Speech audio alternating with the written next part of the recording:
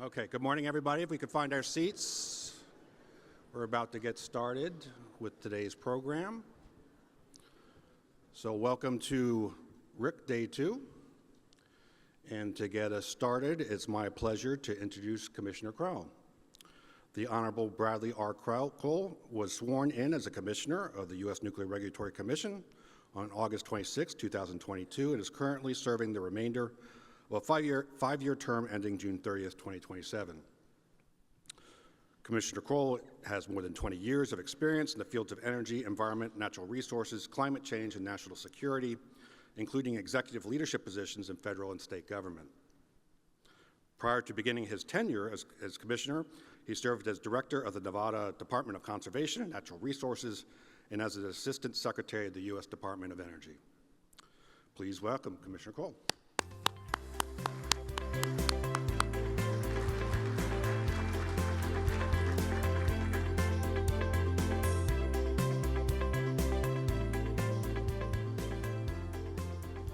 Thank you, John, for the introduction. As I get myself organized here, I'll take the opportunity to, as I always will, to correct the pronunciation of my home state as Nevada and not Nevada. But that's the second time for the record in 2 weeks.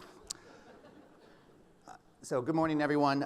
Thank you all for being here on day 2 of the NRC's annual Nuclear Regulatory Information Conference.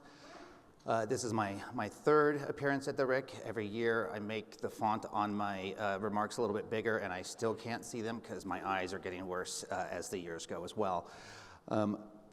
John, I appreciate the Office of Research co-hosting the RIC this year. I'm not going to blame you for the early morning slot, but Ms. Executive Director, I don't see her there, but you and I will be having a conversation before RIC 26. It's wonderful to be here today with my fellow commissioners, past and present, our international partners, the NRC staff, licensees, vendors, and distinguished guests. To get us started this morning, I thought I'd share with you 5 bullets about what I did last week. I'll spare you the blow-by-blow, but I will highlight that it did not include preparing for this week's RIC nearly as much as any of us would have liked. And I'm kidding, mostly. But despite the early hour and lack of preparation, I take comfort knowing I've secured some top-notch talent to share the stage with me this morning. More on that shortly. In all seriousness, I appreciate all of you for joining today and this week, both in person and virtually, to learn and engage on the many technical, tactical, and policy issues important to us all. I think we're off to a great start following excellent keynotes yesterday, which included a mix of fun, adventure, and poignancy. Thank you to my commissioners for their remarks yesterday. For those of you in the audience I've had a chance to visit with, thank you for the insightful conversations. For those of you I have not had an opportunity to chat with, I hope we get that opportunity before the week is over. But if not, other opportunities will present themselves. Stakeholder engagement doesn't start and stop during the RIC week. It's a year-round obligation that benefits us all, regardless of where we sit. It was a great honor yesterday to hear from Senator Capito, the chairman of the Senate Environment and Public Works Committee, which is our primary authorizing committee on the Senate side of Capitol Hill. I appreciated the time she spent with us and sharing a bit about herself, given all that's going on in Congress this week. As my NRC colleagues are well aware, I share the senator's apparent disdain for early morning speaking slots, but here I am. We're here today in a mostly full room, despite the hour. And like former EPW Chairman Senator Carper, I'm confident that Senator Capito will continue to both challenge and support the NRC in our important work. I look forward to working with her, her staff, and the rest of the senators on EPW, including the committee's new ranking member, Senator Sheldon Whitehouse of Rhode Island. I had the pleasure of serving on Senator Whitehouse's staff during his first term in the Senate, when his seat and my spot on the bench were at the polar opposite end of the dais. While Senator Whitehouse is well known for his dogged efforts to address climate change, it is surprisingly less well known that he has been a supporter of carbon-free nuclear power for his entire career in the Senate. I can attest to this fact, given my still vivid recollection of of the early days of his first term, when he asked about pebble-bed nuclear reactors. I misunderstood the topic and presumed he wanted to talk about the Pebble Mine in Alaska, which was a hot topic at the time. Suffice to say, I had a little homework to do that night, but we continued to have productive discussions about the benefits of carbon-free nuclear energy well into his first term and after I left his office. And I share that anecdote just as one of many reasons why I think Senators Capito and Whitehouse will build a positive, results-oriented working relationship on EPW, and a relationship that will provide a platform to continue leading bipartisan efforts in the Senate to facilitate a successful, enduring, and safe future for commercial nuclear power well into the next 50 years, or at the very least, the next 2 years. As we embark on the next 50 years of NRC history, I was honored to moderate a technical session yesterday focused on the evolving role of the NRC's Independent Advisory Committee on Reactor Safeguards. I appreciate all who participated on the panel, in the audience, and online. And let me again thank ACRS Chair Dr. Walt Kirshner for his willingness to help organize and participate in a session focused exclusively on the past and future role of the Advisory Committee. Traditionally, ACRS members have not participated formally in the RIC, but I think it's a net benefit to have them here, and I hope we can continue to do so in the future. Thus, I was pleased to engage them this year, given the critical role ACRS will play in building public confidence in our shared responsibility to safely deploy the next generation of nuclear reactor technologies and advanced fuels in the United States. I think we had a spirited and informative conversation about how ACRS can effectively and efficiently perform its statutory role well into the future. As I've said on several occasions, ACRS is the NRC's technical conscience and an indispensable part of building, maintaining, and expanding the social license necessary to support a growing role for nuclear power as part of our nation's energy mix. As we chart the next 50 years for the NRC, much is changing around us and within the NRC, even since last year's RIC.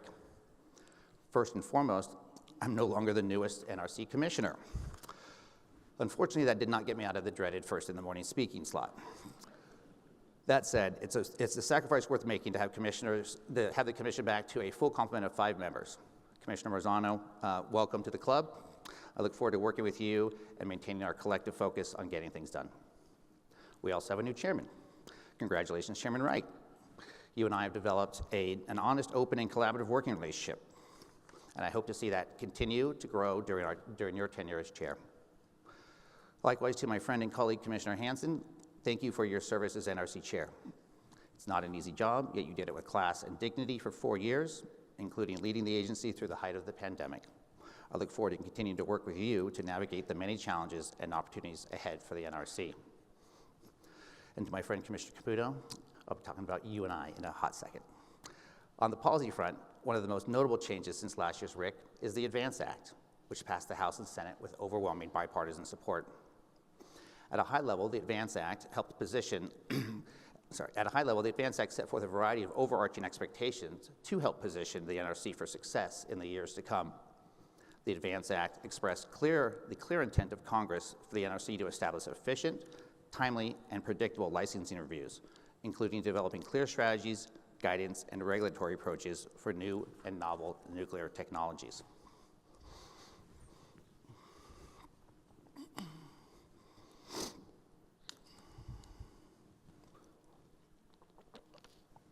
The Act also calls for continued and expanded engagement with our international partners, which is one of the many reasons it's terrific to have so many of our regulatory counterparts here this week. I believe we have representatives from 51 countries attending this week, in addition to many domestic and international stakeholder groups. The gold standard for nuclear regulation shines brightest when it is the standard employed globally. For the United States, the NRC's recently updated mission statement will be our guiding light as we pursue these goals. However, without a skilled nuclear workforce, we're certain to fall short. And unfortunately, the degree of difficulty in which the NRC workforce must operate has increased dramatically in recent weeks. Many of the actions taken by our new administration are antithetical to what is needed for the United States to play a leading role in the emerging nuclear renaissance and are contrary to the expectations Congress set for the NRC, including our ability to implement many of the provisions of the ADVANCE Act. But the NRC staff is nothing if not resilient in the face of change. Our staff is already moving forward, navigating the new rules of the road, making hard and important decisions, and maintaining focus on our newly minted mission statement. I cannot thank the NRC staff enough for their continued dedication during these difficult times. Your talent, your expertise are remarkable. Your commitment to resolve, unmatched. We are in this together, and I'm here to support you in every way that I can. Early this year, I hit the halfway point in my current term on the commission. During my first RIC speech in 2023, I shared my vision for what we need to accomplish in the next 5 years to enable the next generation of commercial nuclear power on a timeline that is meaningful for our energy security and for decarbonizing the energy sector.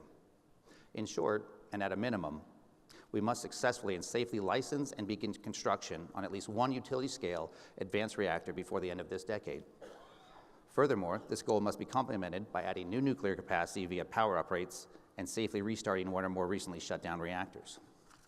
And we must achieve these milestones while maintaining the safe operation of our existing fleet. Neither the NRC nor our licensees can afford any footfalls or unforced errors at this critical juncture. Moving forward, the Commission will continue to face key policy decisions related to new technologies, deployment strategies, and regulatory frameworks. For the 5 of us, some decisions will be straightforward, requiring little to no negotiation or debate among us. But there will be tough calls as well, requiring us to find common ground, and dare I say it, be willing to compromise. This is critical for staff to move forward in concert with our agency's mission, and to do so safely and efficiently. The Commission cannot afford to deadlock and fail to craft the workable policy decisions that our staff relies on for direction and stakeholders deserve for clarity. Or in other words, to stay focused on the big picture, the Commission must prioritize collegiality.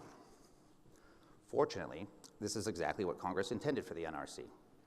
As my colleague Commissioner Caputo wisely reminded us at a recent Commission meeting, quote, 50 years ago, Congress wisely decided that the importance and complexity of nuclear safety was best met with an independent, 5-person commission bringing to bear their range of experience and perspectives in a collegial manner. I could not agree more.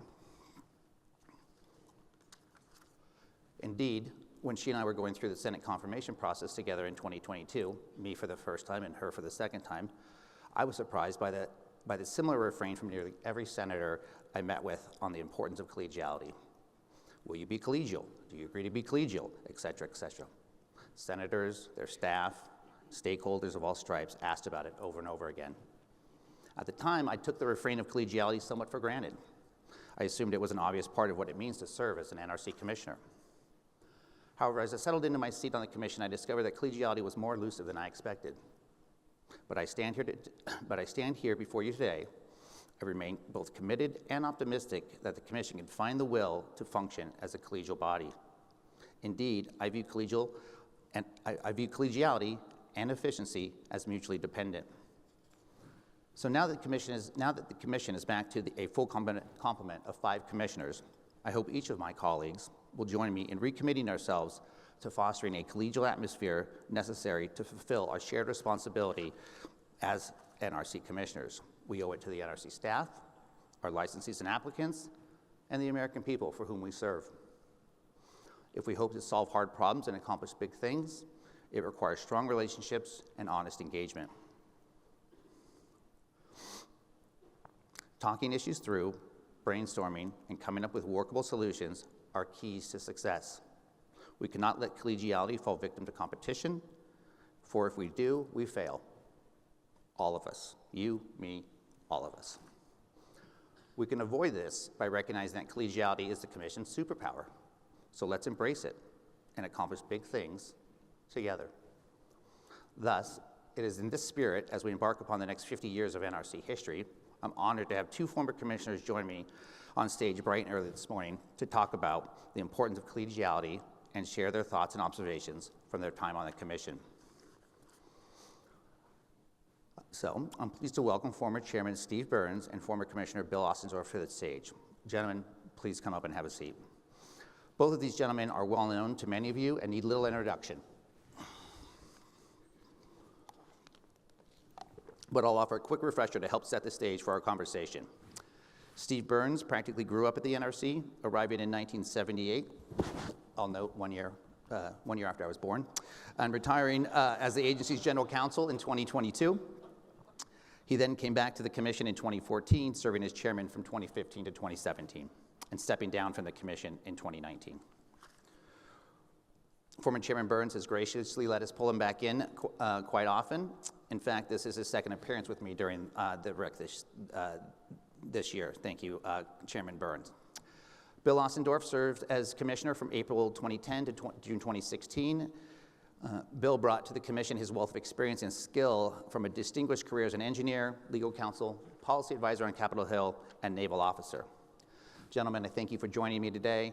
I've benefited from your advice and counsel during my time on the commission, and I look forward to joining both of you in the hot seat today to discuss the commission's superpower of collegiality.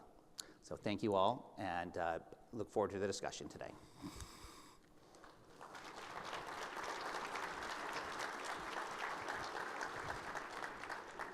Is the seating arrangement okay? I guess I am in the hot seat right in the middle. Thanks, gentlemen.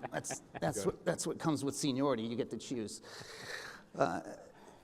So here we are in front of a crowd of our peers and our stakeholders. And I think they and we would benefit from a discussion about how collegiality has worked at different points in time on the commission. So we can get a little historical perspective for different dynamics and strategies for making sure the commission is as effective and productive as possible. So let me just start with a softball for both of you, and then we'll get into it, and we'll also do some questions from the audience. But Chairman Burns, let me turn to you first, and do you want to just give your sense of what you view as the role of collegiality and how you employed it during your time on the commission? Sure. As you said, we're a multi-member, I shouldn't say we're, I mean, that's the old days for me. This is a multi-member commission and formed that way, like any number of them. And the idea is that you have, with having multiple members on the commission, you have, I think, want to gain from the insights that they all have. Now, granted, the chair has particular responsibilities or powers, but that doesn't obviate the need for engagement with the colleagues, the other commissioners, and keeping them informed, helping them and hearing and listening to them during the process. And that's what I found when I came to the commission. I was a commissioner for about 2 months and then was designated the chair because Dr. McFarland had decided to take a position at George Washington University. And what I found in that is that certainly as I was going into that a new role as chair, I needed to reach out to my fellow commissioners, hear what they were thinking, what their priorities were. I was in the unusual circumstance because at least a couple of them, Bill Ostendorf and Christine Savinicki, I had been the general counsel under them before leaving for the NEA for about three years. So it was a kind of a different role. But having known them and then joining with Jeff Barron, he and I were basically confirmed together, it was developing that relationship and that viewpoint about how can you help me in terms of this role. What do you see, particularly for Bill and Christine, who had been there and sort of seen some of the challenges that the agency was going through?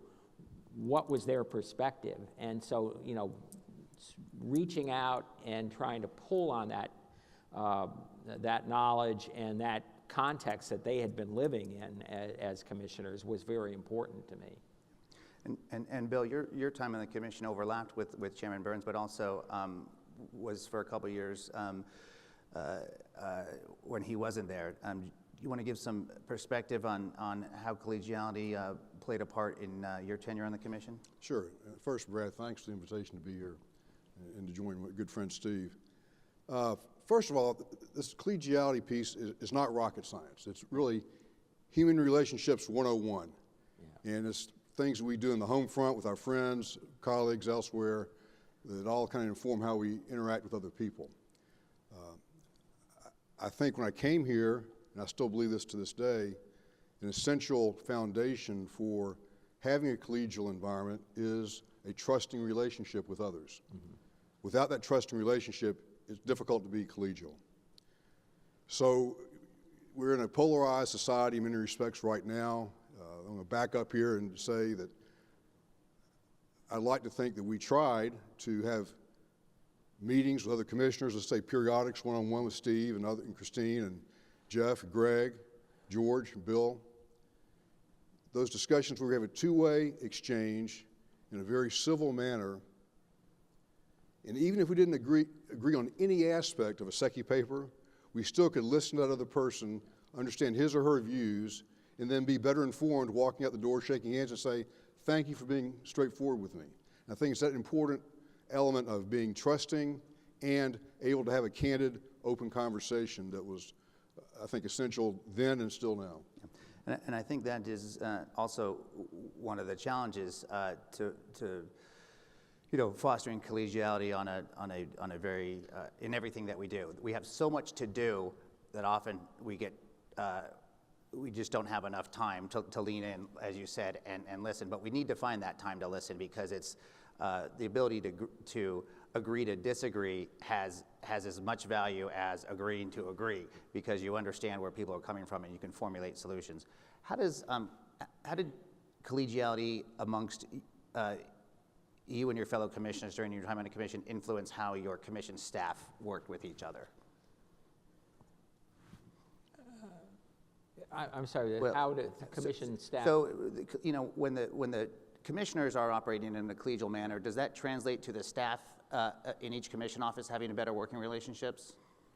Well, they should, and I think they should, and I think that's part of what I think.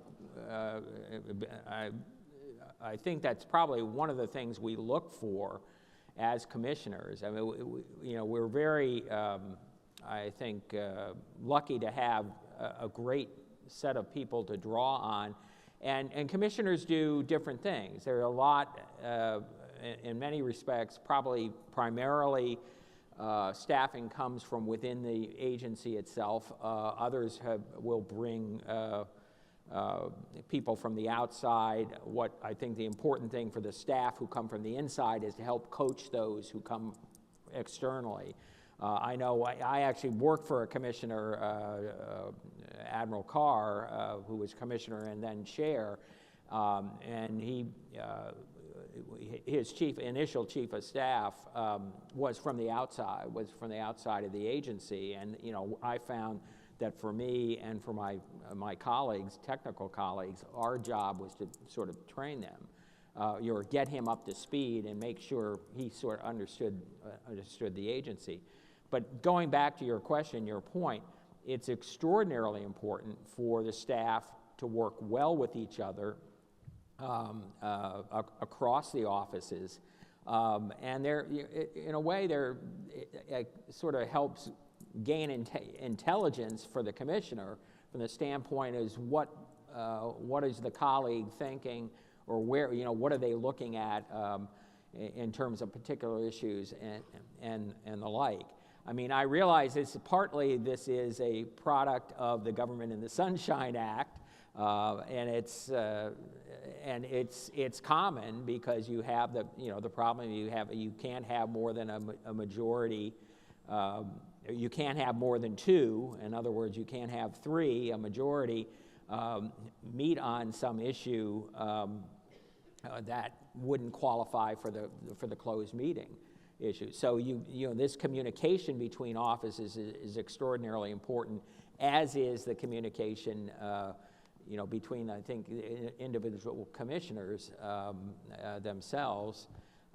And even on some things, the other things I would note that on occasion, it didn't happen frequently, although I think for Bill and I can recall one event. Sometimes some of the external, what I'll call travel or events, going with another commissioner to one. We did an event in Spain, Yep, exactly, yep. nuclear security event in Spain, which was very interesting, and got to see the Spanish plants and all. And I think that, that's great if you can do it. I mean, commissioners' schedules are going to take him all over, but that's another aspect, if it's possible, I think it can grow that collegiality and understanding of each other. I certainly agree. Bill? Yeah, so I agree with everything Steve said. I want to go back to a comment you made at the beginning of the question, Brad, which is about finding time to do this. Yeah. If it's important, you will find the time. Right. If it's important, you'll put it in your calendar.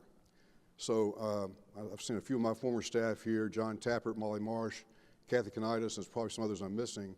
But every morning at 8:30, we would meet in my office, chat about the day.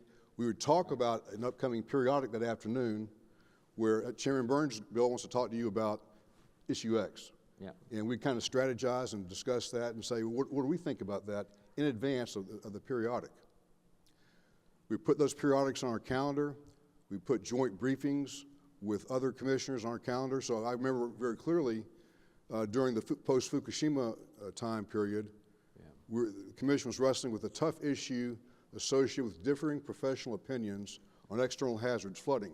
Yep. Remember, Chairman Burns asked me to come to his conference room, and we had a joint briefing by those staff members who had DPO positions they wanted to talk about. And so we both heard the same thing from people who had a very strong objection to the staff recommendation. It's those kinds of things where you intentionally schedule the interaction, whether it be a periodic, whether it be a briefing by the staff, or another trip. I know I counted in preparation for this, I think 8 trips I had with other commissioners. And I think those opportunities to travel together, again, cement that trusting relationship in ways that nothing else can. Yeah. That's certainly been my experience as well during my time on the commission. I mean, early in my tenure, Chair Hansen at the time invited me to join him on a tour of Peach Bottom, and it was my first opportunity to visit a reactor as an NRC commissioner. And subsequent to that, our new Chairman Wright, we've been fusion brothers to an extent in visiting fusion facilities, and that's been beneficial. And Annie and I have had a number of joint briefings that I think are a huge benefit for the exact reasons that you have said that. What does it signal to the rest of the NRC staff when they see the commissioners working in that way together? Does it trickle down and translate to the staff in a positive way writ large at the agency? I think generally it does, because I think on some of that, as Bill noted, even in the circumstance we were being briefed on the DPO, I think it shows that the commissioners want to be engaged with staff, understand where the staff is coming from, knowing that those papers, those rules, those orders, the policy issues that come before the commission. We're not sitting in the back room writing them out, or our staff is, and that's the support we need from the staff as an agency, and that's the significance of the staff to provide that background and context and proposals that the commission ultimately acts upon, and we recognize that it's not just a stamp of approval every time. There are different viewpoints that happen. There are other things. I think what I'd mention as well is sometimes there are initiatives that I think the commission wants to take, or individual commissioners may propose that we ask ultimately for the staff to respond to, but again, that's based on an engagement on it with the staff. So, Steve, how does the dynamic change in terms of an approach to collegiality, if at all, when you're the chair versus just a commissioner? Is there a different approach or a different tactic that you have to employ, or how does that dynamic change? I think for the large part, I think it's the same. It's the same. But as the chair, because you have certain responsibilities with respect to, basically, you're in effect like the CEO of the organization. So you're sort of in a middle point in some respects between the commission as a whole and the staff, and understanding where the staff's coming from. And part of it, I think, is your responsibility. The staff has that responsibility to communicate, but I think through the chair, you also have that responsibility for that kind of communication and engagement with the commission to see where the commission is, where individual commissioners feel they are in that. And the other part of it is, I think you do have a responsibility in terms of communication and engagement with the other commissioners, because as the, quote, official spokesperson of the agency, or that person, you're the one, although, it's not that other commissioners don't have engagements on the Hill and things like that, but you're basically, as the chair, you're the one gets pulled down for the, various meetings with sometimes it's the staff, but usually with members and, the ranking member or even the chair of the committees here and there. And you need, one of your responsibility, I think, is get back and get the messaging back to other commissioners. This is what I'm hearing and that type of thing. So keeping them informed, I think, is a big role in that regard.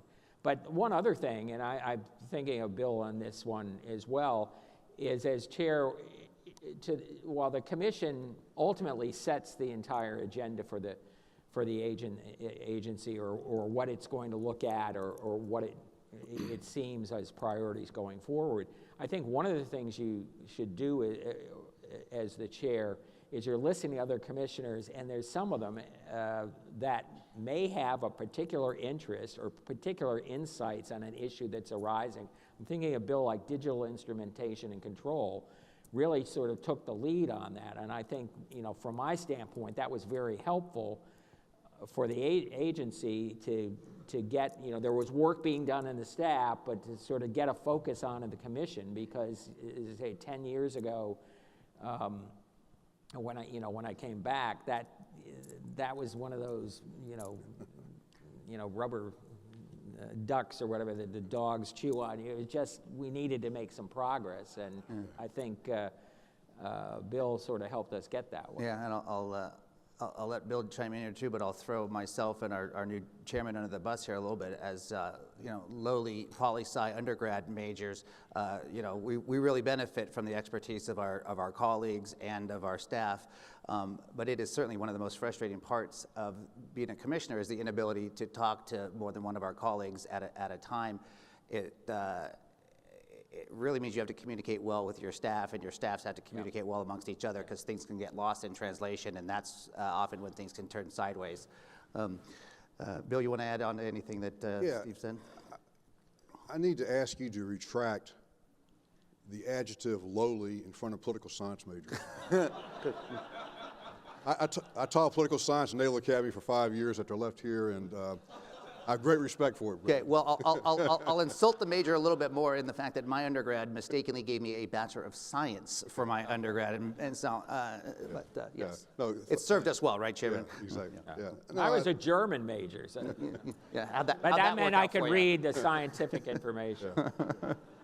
No, I think, as Steve and you've discussed, the staff picks up very quickly on the example of any commissioner. And so if a commissioner is out there, quote, being collegial with colleagues and having meetings, talking to other people, even pop-up conversations, the staff picks up on that, and they bring it back to their own daily habit, their daily regimen is something they want to achieve. So I think that role model example is critically important.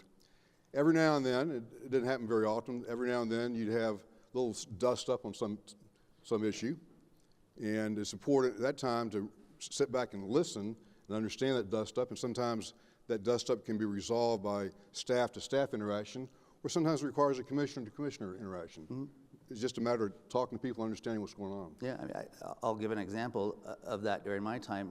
During our consideration of Part 53, Commissioner Caputo and I ended up in different places on QHOs and a comprehensive safety metric, but we sat down and talked through it with each other and our staffs and got a better understanding for the perspectives we're each coming to. We came to different conclusions, but we had the conversation. I just wish we had more time to have those conversations on more topics more often, but it is a challenge with schedules. Let me ask you another question, then we'll turn to see if we have any audience questions. But does collegiality play a role or a similar or different role with regard to policy issues as it does with personnel issues? Is there a role for collegiality in making personnel decisions at the agency? Sure. Under appropriate circumstances, the commission has in the past, I assume continues today, to have closed meetings where sensitive issues associated with HR type selections. I can remember discussions we had to select 2 different EDOs during my time on the commission, to select the general counsel when Steve left to go over to Paris. So there are opportunities to have those closed discussions that get involved in the details of who might be the next person in a critical position. And Steve, you might want to add to that with your perspective as chair too, which is... Yeah, I would agree with Bill. And, I know there were a few instances in which we had an effect, because that was one of those circumstances which the statute allows for the closed meeting personnel, where we had basically a group interview with candidates for a couple positions. I'm not going to go into detail what they were, but while I think we actually probably proceeded where individually we may have had done interviews, and then we got down to sort of the final selection, 1 or 2 or 3. It was we had a group interview, and I really felt from my standpoint that really helped me, because I could hear sort of in time what others, what was on the mind of other commissioners in terms of their questions and engagement with the interviewee. And it also, I think, it helped us while and I can recall one where we might not have been wholly aligned on the selection at the beginning of the meeting. I think we came down to the conclusion that we were. It wasn't that we had, each person had one candidate or whatever, but that there were maybe 1 commissioner, or maybe 2 that although in my chair it would have been 1 commissioner, because I never had really as chair more than 4. But it was a way of, I think, the rest of us sharing with our colleague, this is how we are, why we are, and we brought our colleague along. I want to quickly add, and I can completely agree with Steve's point.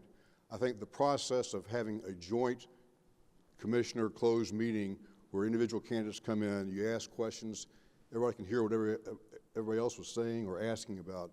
That was a far richer process than would have been the case if we individually, as commissioners, were interviewing 1 candidate at a time. Yeah.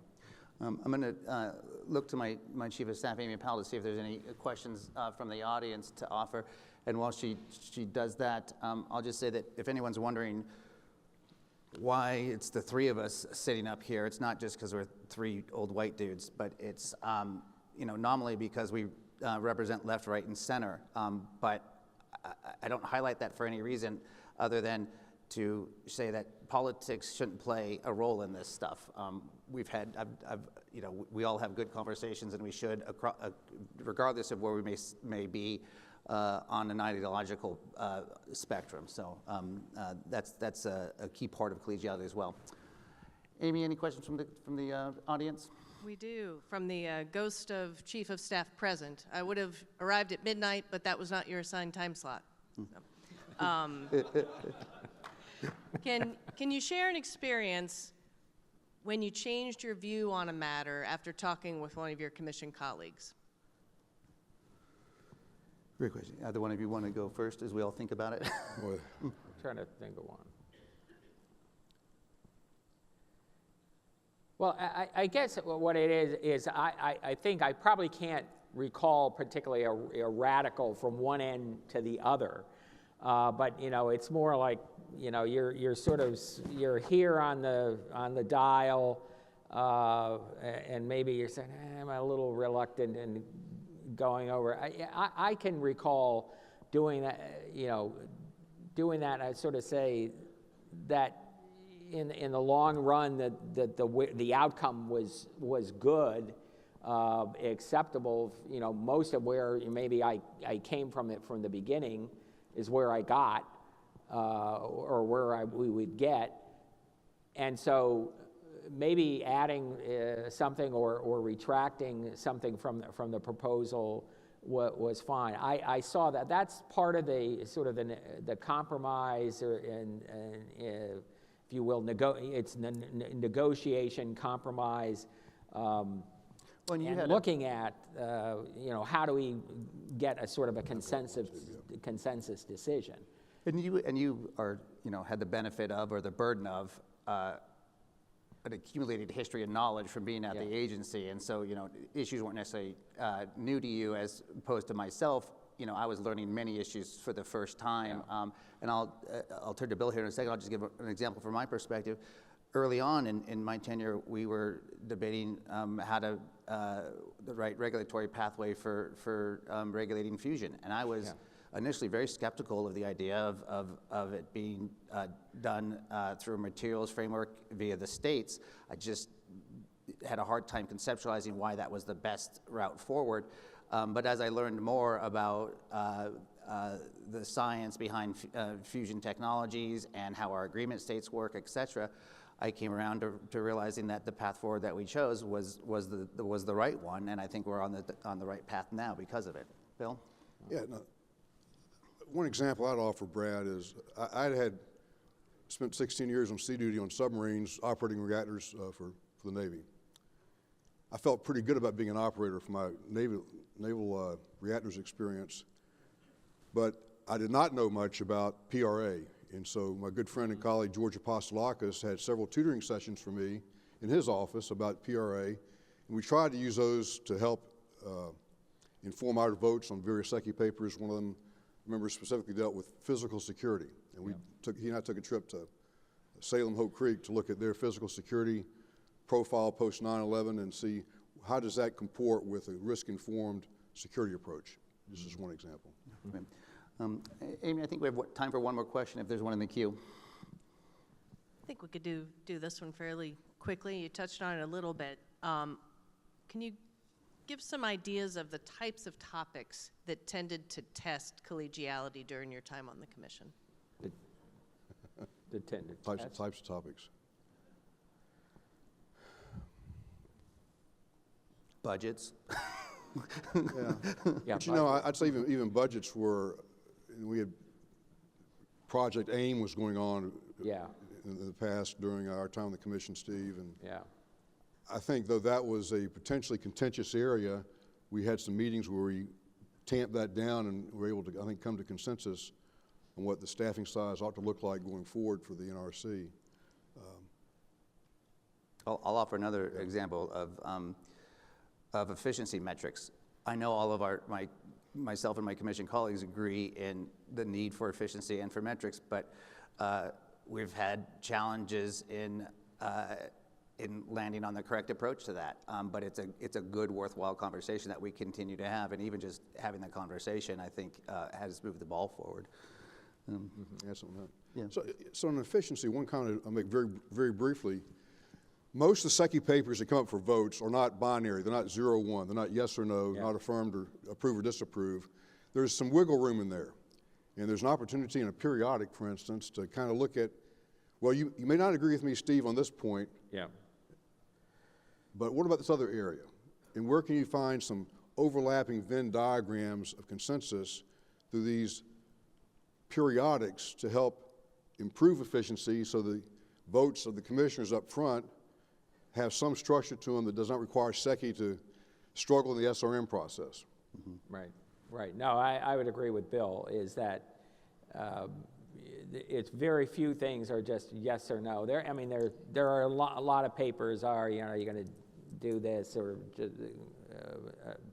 you know, to help the staff move on with certain things. But, you know, particularly the big policy, you mentioned like Park 53, but big policy areas where you've got a lot of interesting things, you know, spinning around here, and how you sort of bring them together, as Bill says, is an important.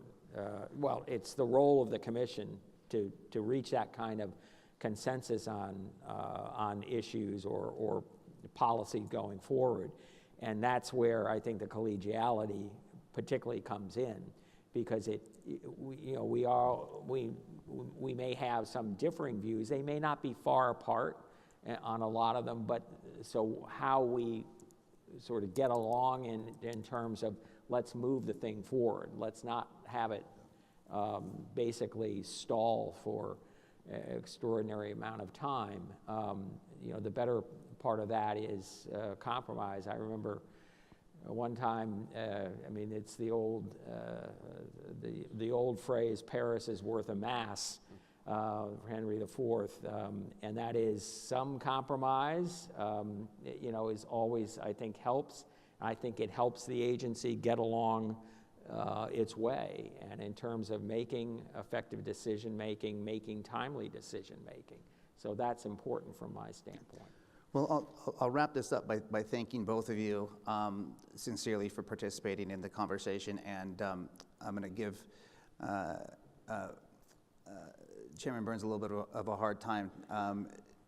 I was making fun of his tie this morning, which, if you can't see it, it's ostriches, some of which have their heads up and some of which have their heads in the sand. And I was like, well, that's kind of symbolic of collegiality. Collegiality means you got your head up, and not being collegial means you got your head in the sand. So maybe you can find 5 ties for all of us. Okay. So thank you, gentlemen, and thank you all for your questions. Yep. Thank you. Thanks, Rick. Appreciate it. Thanks, Brad. Yeah, Appreciate it. thank you. Thanks, Greg.